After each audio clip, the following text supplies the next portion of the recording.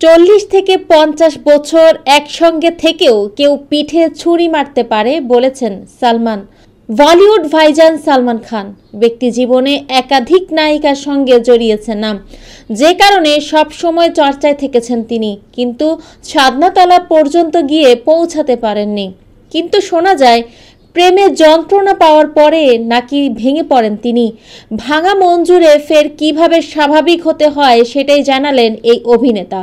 ভাতিজা আরহান খানের পডকাস্টে হাজির হয়েছিলেন সালমান খান।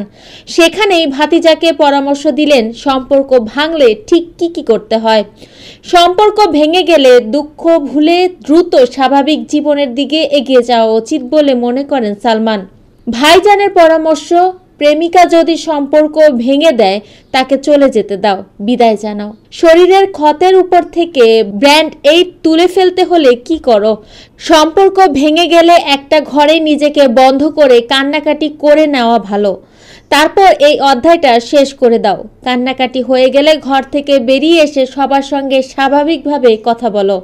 সম্পর্ক নিয়ে সালমান আরও বলেন, সম্পর্কে যাওয়া ভালো। হয়তো কারো সঙ্গে বহু সময় কাটিয়েছ, 40 থেকে 50 বছর একসঙ্গে কাটিয়ে দেওয়ার পরেও কেউ পেছন থেকে ছুরি মারতে পারে।